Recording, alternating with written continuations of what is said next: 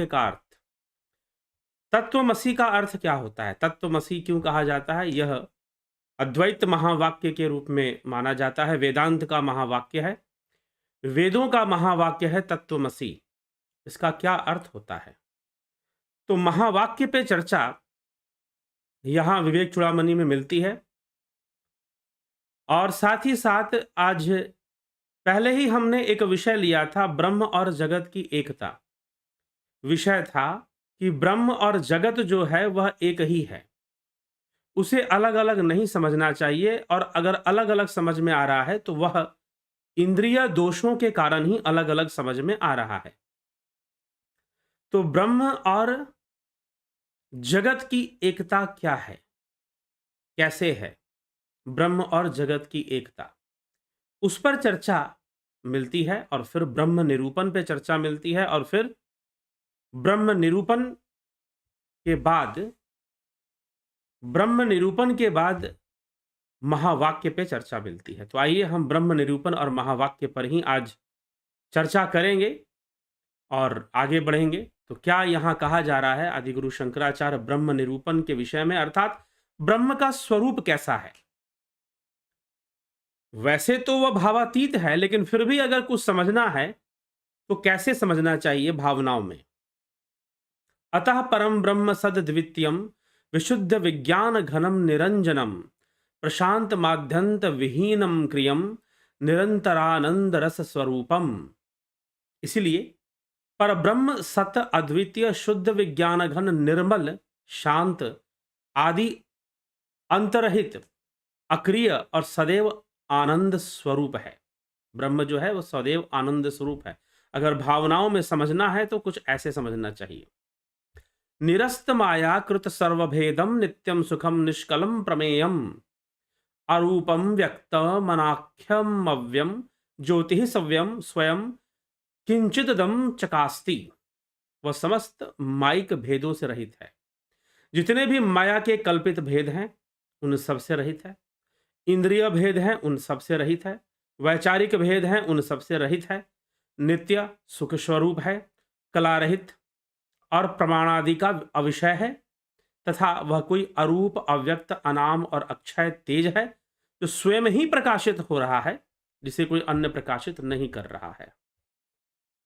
ठीक, कुछ ऐसी बात यहां पे बताई जा रही है।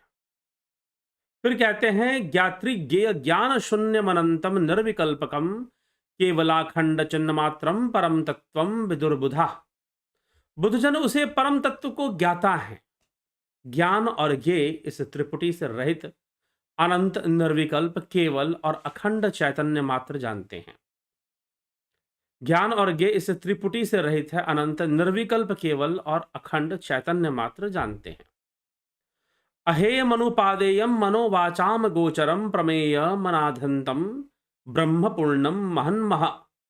वह ब्रह्म त्याग अथवा ग्रहण के अयोग्य मनवाणी का अविषय है, वह मनवाणी का विषय नहीं है। ठीक है। अप्रमेय आदि अंत रहित परिपूर्ण तथा महान तेजोमय है। त्याग अथवा ग्रहण के अयोग, अर्थात उस ब्रह्म का ना तो त्याग संभव है और ना ही ग्रहण संभव है। इंद्रियों के द्वारा, जीव के द्वारा उस ब्रह्म का ना तो त्याग संभव है और ना ही ग्रहण संभव है। दोनों ही संभव नहीं है जीव के लिए। ब्रह्म के विषय में न त्याग सकता है उसे और ना ही उसका ग्रहण कर सकता है। वह अविषय है, वह विषयों से परे है, वह इंद्रिय विषयों में आता ही नहीं है, वह भावातीत है, भाव से परे है, वह सर्वाभाव है। सर्वाभाव मतलब संपूर्ण रूप से अभाव है, भाव नहीं, भावातीत है वो। तो इसीलिए उसका कोई मूल्य है, उसका कोई मूल्य भी नहीं है। वह सस्ता भी नहीं, महंगा भी नहीं, वह लाभ भी नहीं, वह हानि भी नहीं, वह तो ब्रह्मपूर्ण है। तो कुछ ऐसी बात, वो निरंजन है, आनंद स्वरूप है। कुछ ऐसी बात यहां समझाई जा रही है।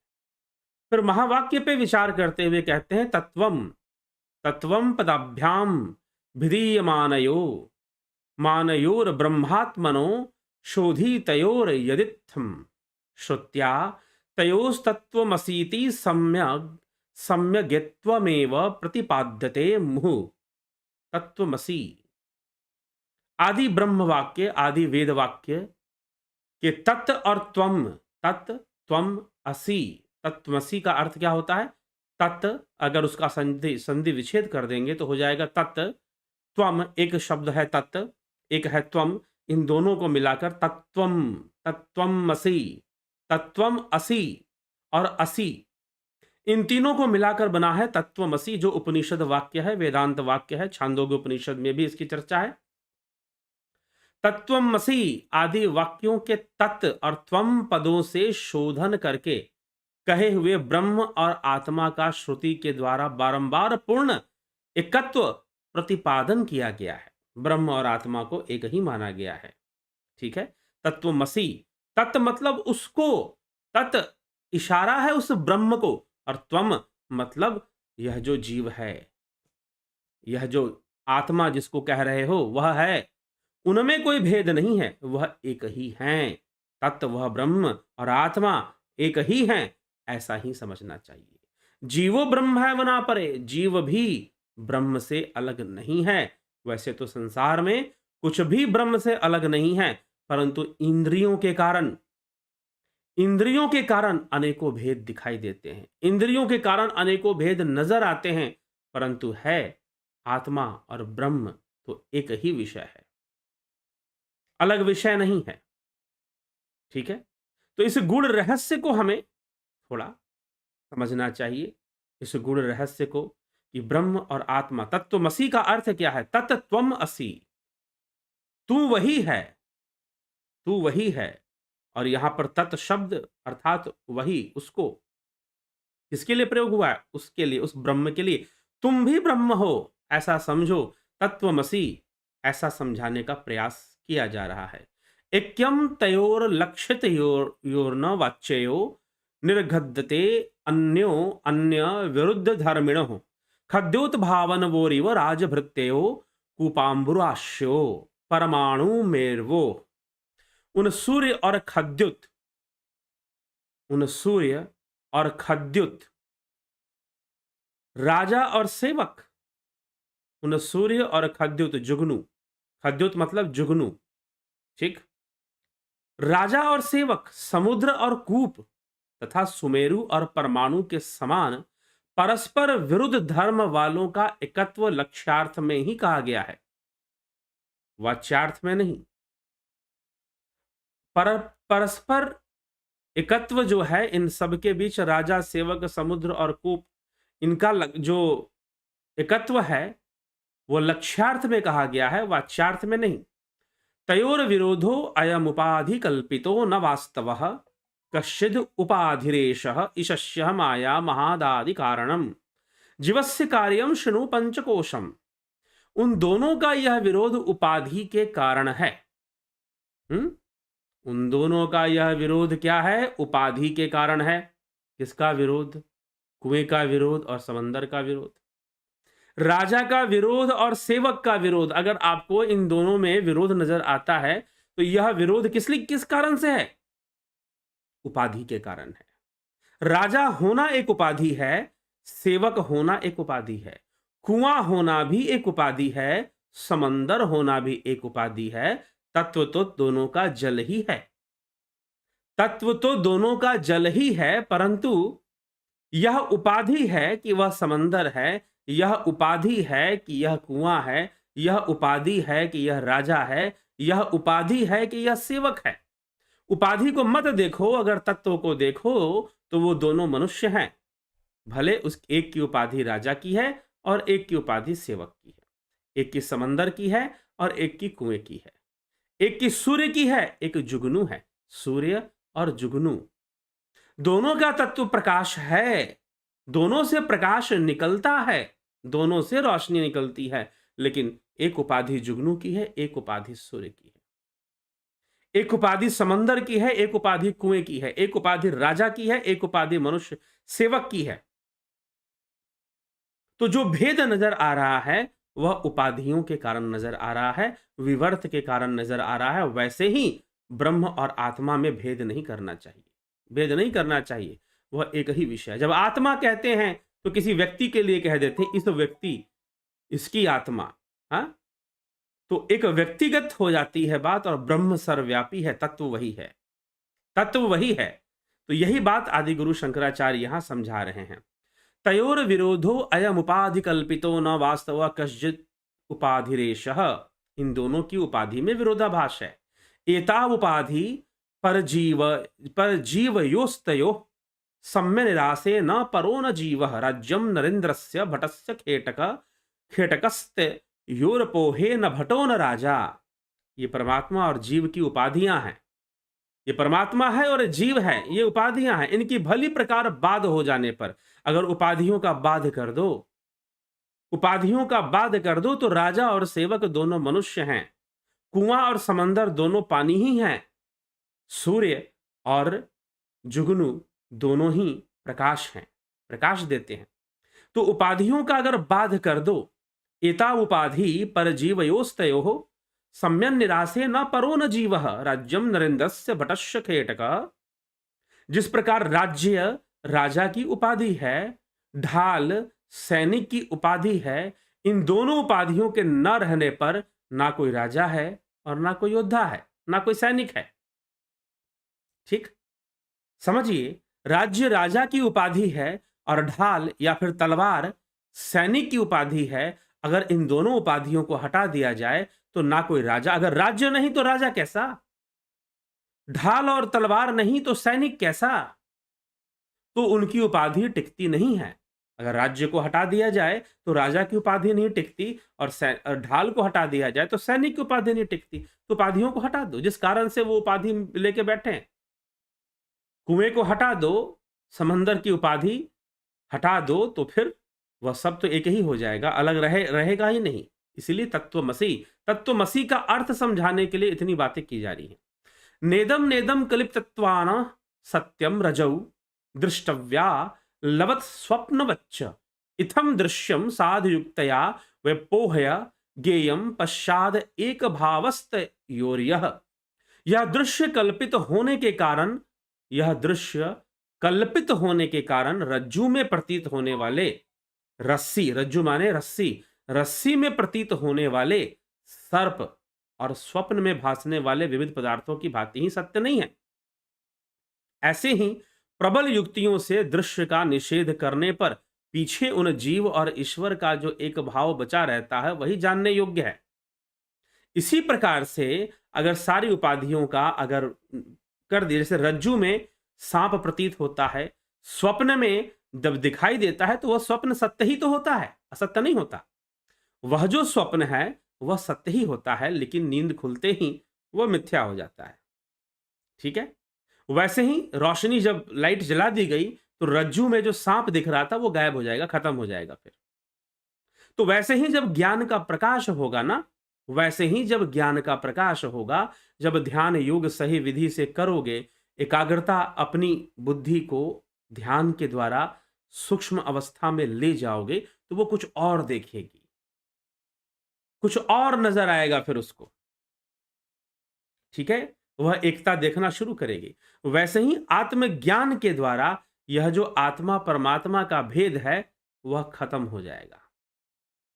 जीव ईश्वर का जो भेद है वह उपाधि के कारण है, माया के कारण है, समझ लो एक तरह से। वह सारी भेद खत्म हो जाएंगे। जीवो ब्रह्मैव न परे सिद्ध हो जाएगा, तत्वमसी सिद्ध हो जाएगा। तो यह ज्ञान से संभव है। अज्ञानतावश ही, मिथ्यावश, मायावश ही उपाधियों के कारण ये अलग अलग चीजें दिखाई दे रही हैं। ये राजा है, ये सेवक है, ये जीव है, वो परमात्मा है, ये समंदर है, ये नदी है, ये सैनिक है।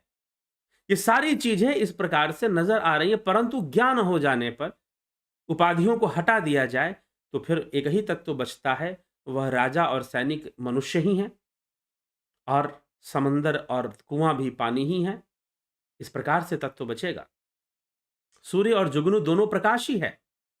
तो उपाधियां हटा दी जाए, जुगनू से जुगनू की उपाधि हटा दो, सूर्य से सूर्य की उपाधि हटा दो, तो मूल तत्व है। वैसे ही जब ज्ञान होगा और ज्ञान के माध्यम से जब यह उपाधि खत्म होगी कि मैं जीव हूं और मैं ईश्वर से अलग हूं, तो फिर संपूर्ण बात समझ में आ जाएगी कि हम तो ईश्वर ही हैं, हम तो ईश्वरमय ही हैं। अहम ब्रह्मास्मि समझ में आ जाएगा, तत्वमसि समझ में आ जाएगा। तो इसी तत्वमसि को समझाने के लिए ये सब बातें आदि गुरु शंकराचार्य यहाँ लिख रहे हैं, बता रहे हैं। ततस्तु तौ लक्षणया सुलक्षौ तयोरखंडैकर सत्व सिद्धये नालम जहत्या न तथा जहत्या किंतु भयार्थात्मिक कयैव भाव्यम।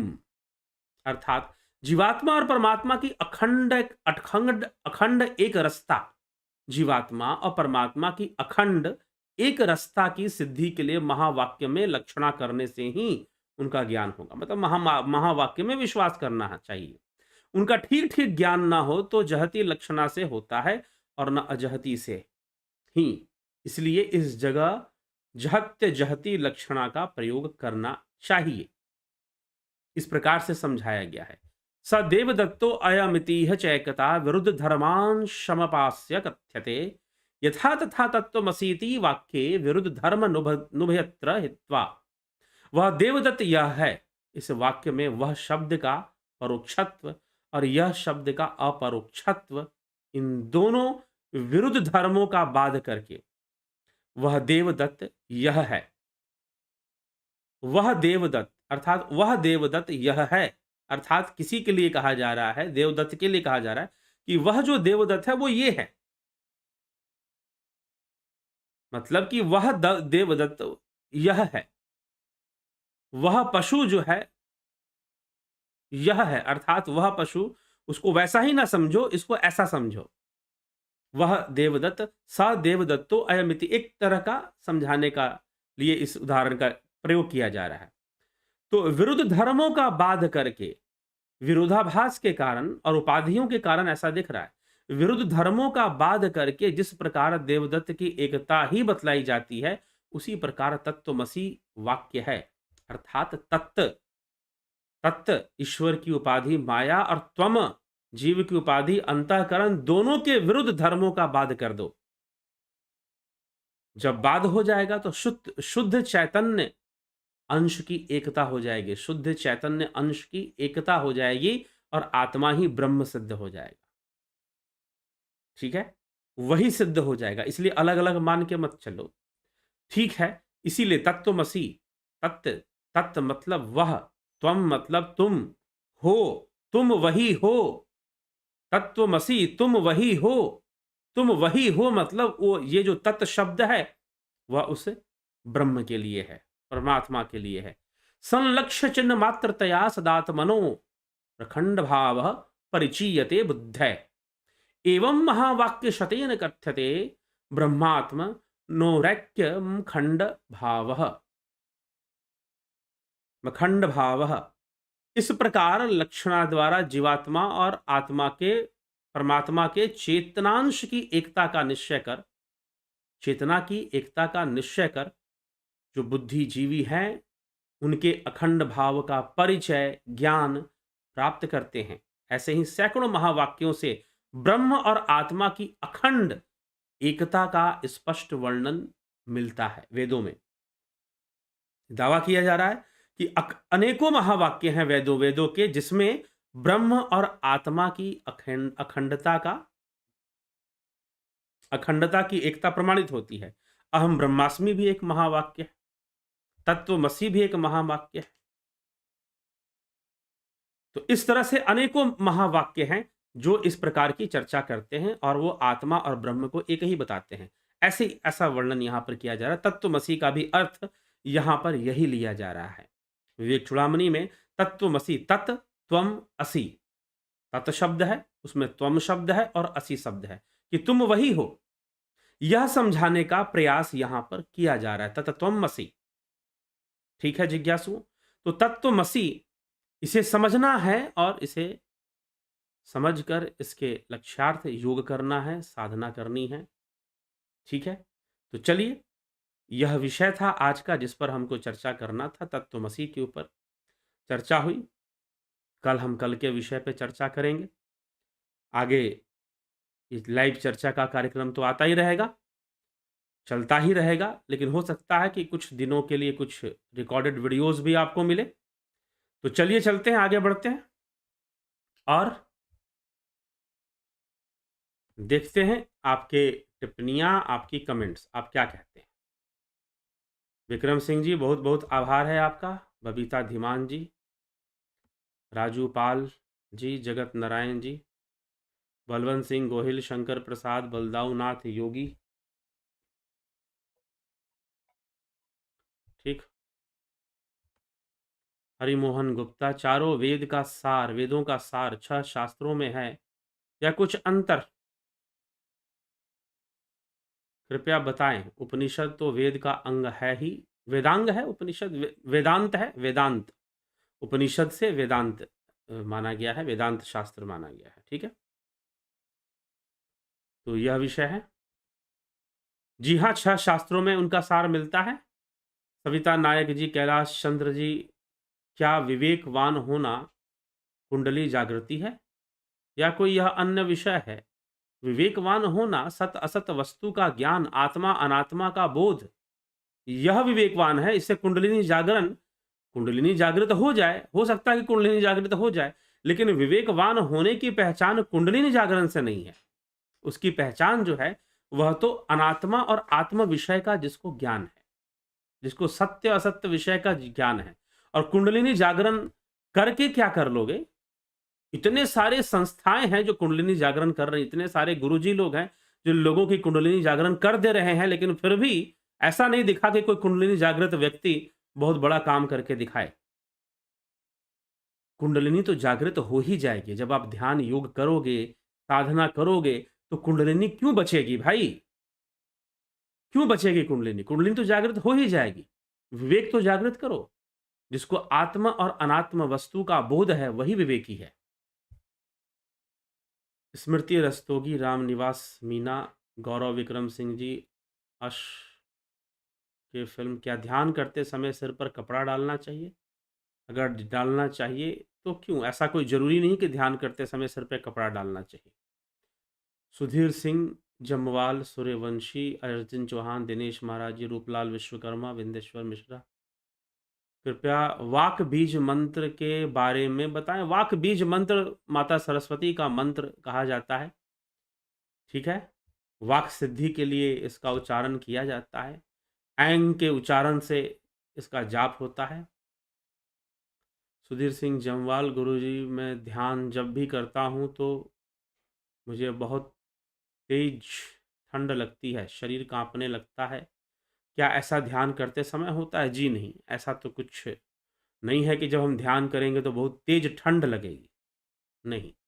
हाँ, श्वासों में एक ठंडक आती है, लेकिन ठंड शरीर को लगेगी ऐसा नहीं है। जबकि सत्य यह है कि ठंड के मौसम में अगर आप सही विधि से ध्यान करेंगे तो आपको बाहरी वातावरण, जो बाहरी टेम्परेचर है, उसका पता भी नहीं चलेगा। ठंड का, बाहरी ठंड का पता भी नहीं चलेगा जब सही तरीके से ध्यान होगा तो, ठीक। रमेश चंद ठाकुर, रमेश पेशवानी, सपने में कर्म होते हैं उनका फल संचित होता है या हाल की ही हाल मिल जाता है? वो मिलता रहता है, ठीक है, चलता रहता है। बहुत सारे जीवन में हमारी घटनाएं घट रही हैं, सब कर्मों का फल ही तो है। यह हमारा प्रारब्ध या ईश्वर का अमात्र है? योगेंद्र रावल जी, सब प्रारब्ध ही है। कर्म सिद्धांत में ईश्वर हस्तक्षेप नहीं करते, ठीक। कर्म सिद्धांत में ईश्वर हस्तक्षेप नहीं करते। अनिल कुमार, बिमला शाह, कमलेश खैरनर, विनोद कुमार सूद, प्रताप विश्नोई जी बहुत अभिनंदन, गईन शर्मा जी,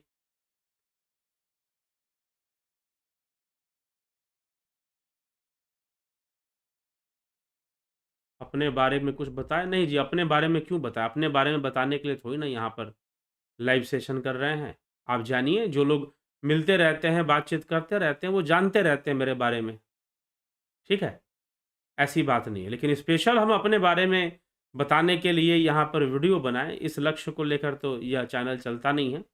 हाँ, बाकी कई लोग जो मिलते जुलते वाले हैं उनको बताते रहते हैं अपने बारे में, ठीक। Usha Srivastava, the real facts, Ganesh Pawar, Pintu Vasava, Sudhir Singh Jamwal, Suryavanshi, क्या एक ही जन्म में आत्मज्ञान नहीं पाया जा सकता? क्यों नहीं पाया जा सकता? कोशिश कीजिए, लक्ष्य बनाइए, ज़रूर मिलेगा।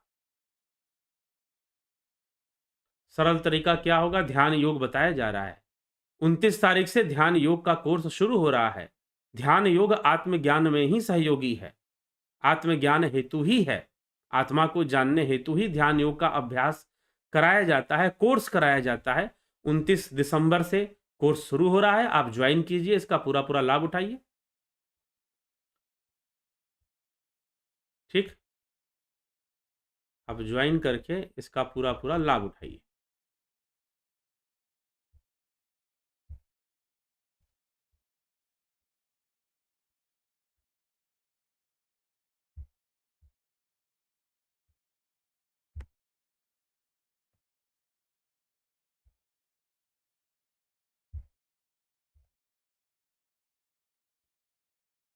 चलिए,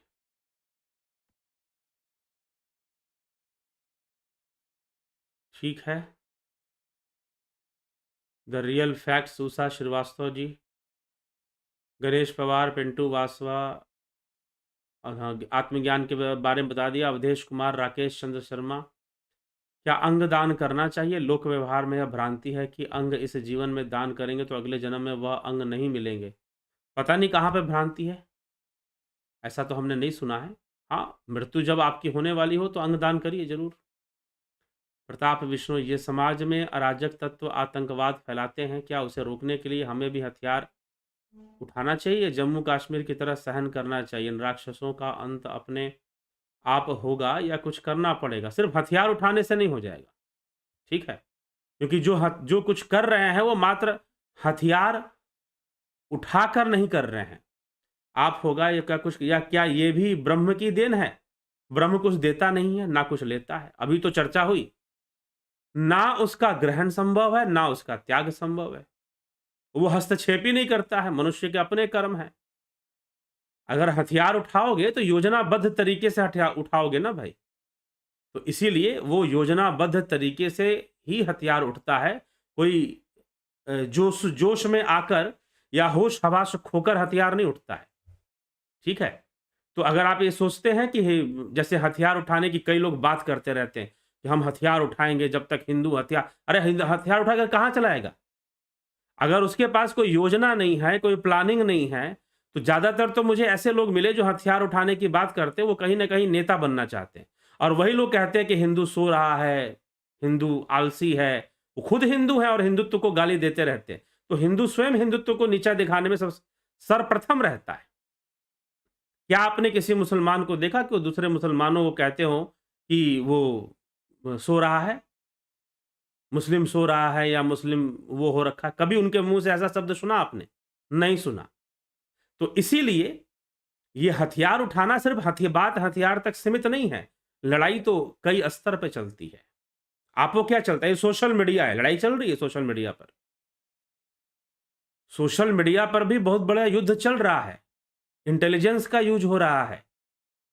वैचारिक युद्ध चल रहा है। कई तरह की चीज़ें चलती हैं। सिर्फ़ एक चीज़ से बात नहीं बन जाती है। तो हथियार, एक कलम भी हथियार है, एक वाणी भी हथियार है। उठाइए, जिस प्रकार का हथियार उठा सकते हैं उठाइए। राकेश मराठे जी, आपकी वजह से हमें साधना का मार्ग मिला, ये ऋण हम कभी नहीं चुका नहीं सकते। आप जैसे गुरु की आवश्यकता है जो सही मार्ग दिखाते हैं, आध्यात्मिक उन्नति होती है। जी, आध्यात्मिक उन्नति ही लक्ष्य होना चाहिए हमारा। और फिर देखिए, बहुत कुछ हो सकता है। आध्यात्मिक शक्ति थी बहुत योगियों के पास, जिससे उन्होंने बहुत सारे कार्य करके दिखाए। विकास के क्षेत्र में भी, धर्म के क्षेत्र में भी, कई क्षेत्रों में उन्होंने अपने कार्य किए।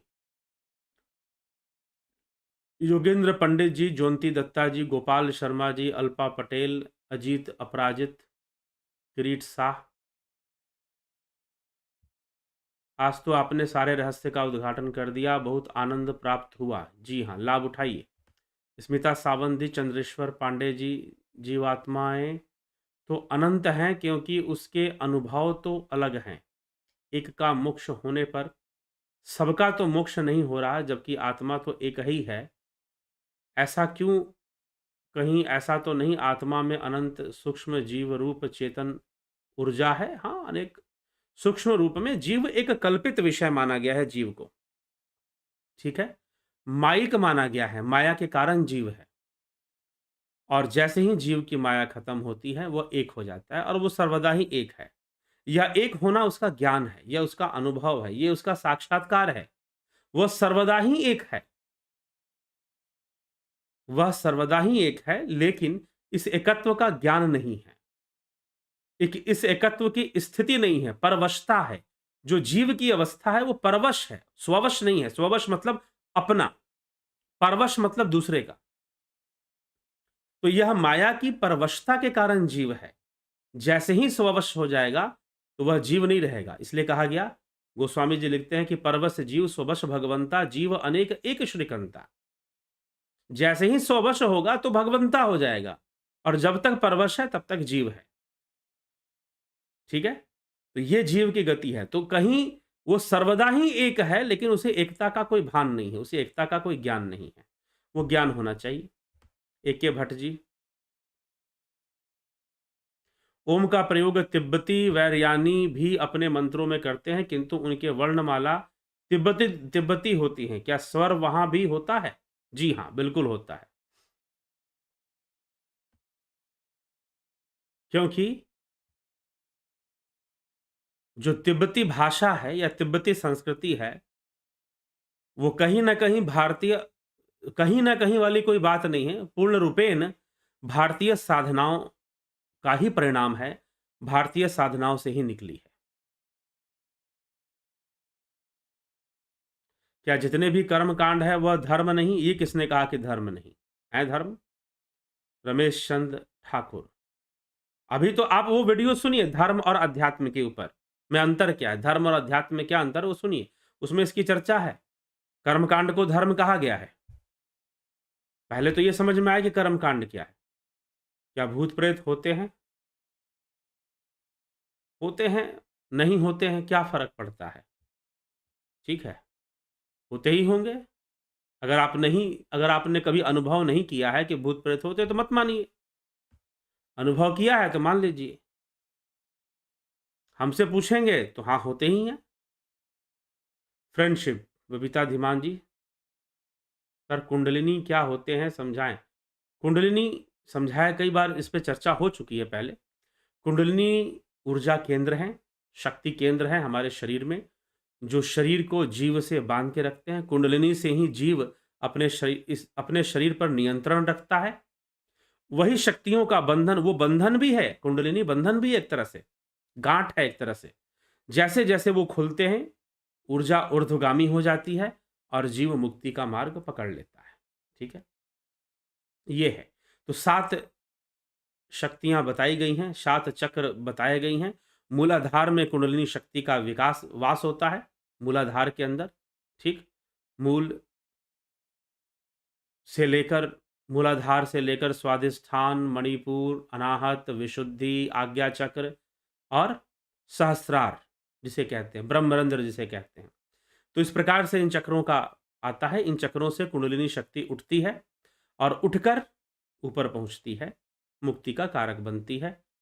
सर क्या आप मुझको गुरु दीक्षा दे सकते हैं? गुरु दीक्षा क्या ध्यान योग का ऑनलाइन कोर्स होता है? आप उसे गुरु दीक्षा समझिए या जो समझिए, आप उसको कोर्स ज्वाइन कीजिए और साधना शुरू कीजिए। ठीक है, फिर कभी मिलिए तो आपको आमने सामने बिठाकर भी ध्यान साधना आपको करवा दिया जाएगा। ठीक है, सुधीर सिंह जी, मनीष जैन जी, जितने भी ग्रह हैं क्या वो भी जीवात्माएं हैं? एक विशेष बुद्धि अहंकार को धारण किए हुए हैं?